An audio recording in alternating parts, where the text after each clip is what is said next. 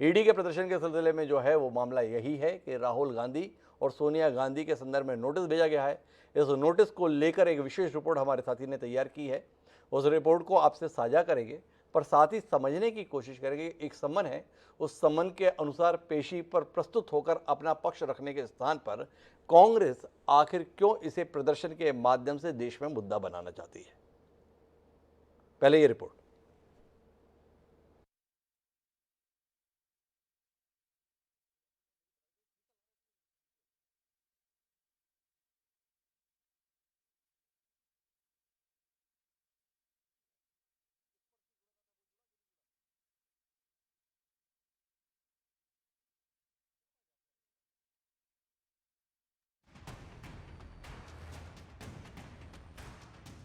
National Herald मामले में कांग्रेस के पूर्व अध्यक्ष राहुल गांधी और सोनिया गांधी के ऊपर आरोप है कि इन्होंने एक नई कंपनी बनाकर अपने नाम पर शेयर लिए और उस शेयर के माध्यम से 1 करोड़ रुपए की संपत्ति को औने पौने दामों में अपने नाम करने की चेष्टा की।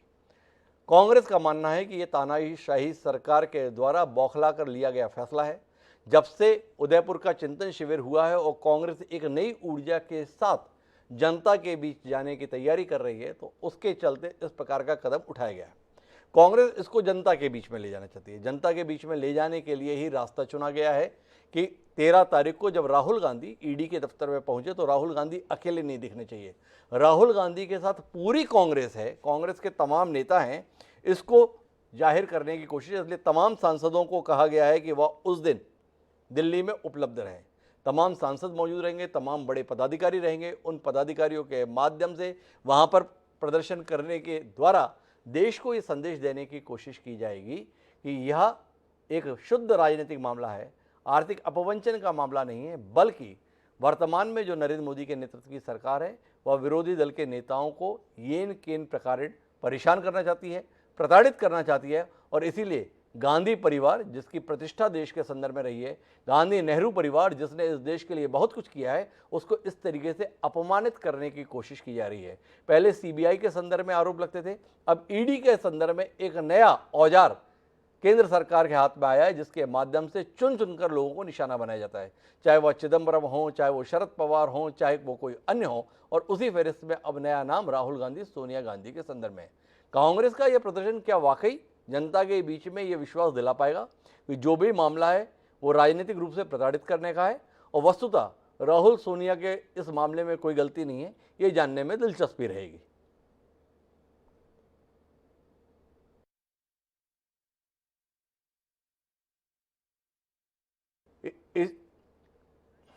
इसी मसले पर चर्चा करने के लिए हम सीधे दिल्ली की ओर रुख करते हैं, जहां पर हमारे संवाददाता स्पर्श शर्मा जुड़े हुए हैं। स्पर्श, क्या कुछ जानकारी आपको इस संदर्भ में है?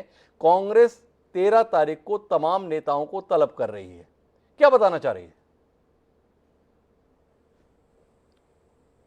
और देखिए, राहुल गांधी की जिस तरीके से ईडी के सामने पेशी होने वाली है, एक शक्ति प्रदर्शन कांग्रेस की तरफ से कहीं ना कहीं किया जाएगा। और आज इसी को लेकर देर शाम 4 बजे महासचिवों की बैठक भी दिल्ली में बुलाई गई है, और उस बैठक में हो सकता है कि प्रभारियों को भी जो है शिरकत करने के लिए कहा जाए। वीडियो कॉन्फ्रेंसिंग के जरिए बैठक होती हुई नजर आएगी, और उसमें कहीं ना कहीं निर्णय लिया जाएगा कि राज्यसभा और लोकसभा के जो तमाम कांग्रेस के जो सांसद हैं उनको जो है दिल्ली में रहने के लिए कहा जाएगा। और जिस तरीके से कांग्रेस लगातार ये आरोप लगाती हुई नजर आती है कि सरकारी एजेंसीज का जो दुरुपयोग है वो केंद्र सरकार करती हुई नजर आती है, और इसी संदर्भ में अब केंद्र सरकार के खिलाफ आवाज उठाने के लिए कांग्रेस की तरफ से बड़ी प्लानिंग की जा रही है। कांग्रेस अपने तमाम राज्यसभा सांसदों और लोकसभा सांसदों को दिल्ली रहने के लिए कहेगी, और जब राहुल गांधी ईडी के सामने पेश होते हुए नजर आएंगे तो केंद्र सरकार के खिलाफ बिगुल बजाने के लिए तमाम कांग्रेस के जो सांसद है वो दिल्ली में एक जगह एकत्रित होते हुए प्रदर्शन करते हुए नजर आ सकते हैं। भाई, इस पर केवल सांसदों के संदर्भ में ही यह प्रदर्शन होगा या विधायकों को भी आमंत्रण देने की कोशिश रहेगी? क्या विधायकों की भी उपस्थिति चाही गई है, या जिन राज्यों में कांग्रेस की सरकार है वहां के मंत्रियों को बुलाने के संदर्भ में कुछ है? और तीसरा और आखिरी सवाल आपसे यह है कि क्या पार्टी के तमाम जो राष्ट्रीय पदाधिकारी हैं, क्योंकि वो भी बड़े नामचीन चेहरे हैं, भले ही आज सांसद नहीं है लेकिन उनकी देश में एक पहचान है, वह भी रहेंगे? देखिए अभी आज शाम को जो बैठक होने वाली है 4 बजे, उस पे ये डिपेंड करेगा कि किस संदर्भ में ये बड़ी रणनीति कांग्रेस की तरफ से बनाई जाएगी। शाम को 4 बजे कांग्रेस के जो संगठन महासचिव हैं केसी वेणुगोपाल, उनकी अध्यक्षता में बैठक होने वाली है। महासचिवों को इस बैठक में शामिल होने के लिए अभी तक निमंत्रण दिया जा चुका है और हो सकता है कि थोड़ी देर बाद जो अलग अलग स्टेट्स यूनिट्स हैं उनको भी जो है इस बैठक में शामिल होने के लिए, यानी सीधे तौर पर अगर कहें कि प्रदेश अध्यक्षों और प्रदेश प्रभारियों को भी जो है इस बैठक में निमंत्रण जो है दिया जा सकता है और उसके बाद हो सकता है कि जो बैठक है उसके जो निर्णय है वो कहीं ना कहीं लिया जाए। लेकिन फिलहाल अभी तक जो जानकारी है उसके मुताबिक तमाम लोकसभा के सांसद और तमाम राज्यसभा के जो सांसद हैं उनको दिल्ली ठहरने के लिए कांग्रेस की तरफ से जो है कहा जाएगा। उनको कहा जाएगा। मेरे साथ में इस समय कोरबा से सांसद ज्योत्सना महंत जी जुड़ चुकी हैं। ज्योत्सना जी, जानकारी आ रही है कि 13 तारीख को राहुल गांधी ईडी के सम्मुख पेश होंगे, जो नोटिस उन्हें दिया गया है, और इस मौके पर कांग्रेस ने तय किया है कि जनता के बीच संदेश जाए, इसके लिए सभी सांसदों को दिल्ली में रहने के लिए बुलाया जाए। आपसे जानना चाहेंगे इस पूरे मसले पर आप किस नज़र के साथ हैं? क्या एक ईडी और राहुल गांधी के बीच का मामला है, उसमें पार्टी अपने आप को इस कदर क्यों शामिल कर रही है? क्या बताना चाहती है पार्टी? क्या इस देश में नेता कानून व्यवस्था से परे है? कानून व्यवस्था के परे तो कोई भी नेता नहीं है, चाहे वो किसी भी पार्टी का हो। लेकिन हम अब हमारी पार्टी के नेता के ऊपर यदि ऐसा कुछ बात आती है तो हम सब एक होकर उनके साथ जाते हैं और जैसे कि उनके निर्देश होंगे उसके अनुसार हम उनका साथ देंगे, क्योंकि जो गलत हो रहा है हमारे नेता के साथ, इसलिए हम बताना चाहते हैं देश को कि चूंकि हम लोग विपक्ष में बैठे हैं और हम लोग साफ हैं, लेकिन हम लोगों के जिस तरीके से परेशान किया जा रहा है ये बताने के लिए हम सभी खुद जाके राहुल जी के साथ खड़े होंगे। दूसरा जी, आपको लगता है कि ये मामला राजनीतिक रूप से प्रेरित है या कहीं प्रक्रिया में गलती की है राहुल गांधी सोनिया गांधी ने, तो जब गलत किया है तो उसका सामना करना पड़ेगा? यह मामला आप राजनीतिक मानते हैं या आप मानते हैं कि गलती हुई है लेकिन हमारा नेता इतना बड़ा है, गांधी परिवार का इस देश के प्रति योगदान इतना ज्यादा है कि अगर उनसे कुछ गलत भी हो गया तो उनसे पूछताछ नहीं होनी चाहिए?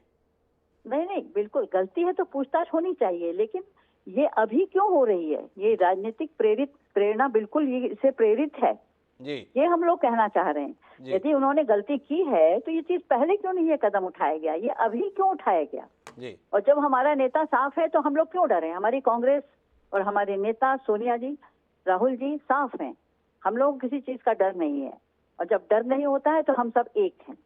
तो जब आपको डर नहीं है तो सब लोग एक साथ क्यों जाना चाहते हैं? राहुल गांधी जाएंगे, सम्मन दिया गया है, अपना पक्ष रखेंगे, जब कुछ गलत किया नहीं है तो एजेंसी क्या बिगाड़ लेंगी? तो इतना भरोसा क्या इस देश की एजेंसियों के संदर्भ में कांग्रेस को नहीं रह गया है? देखिए, कभी भी किसी भी के ऊपर कोई गलत आरोप आता है या कोई आक्षेप आता है तो पूरा परिवार इकट्ठा होता है उसके साथ जी। तो हम सब अपने नेता के साथ वहां खड़े होंगे। तो ज्योत्सना महंत जी का कहना है कि अगर परिवार के किसी सदस्य पर कुछ आपत्तिजनक होता है या आपत्ति आती है तो पूरे परिवार को एकजुट होना चाहिए।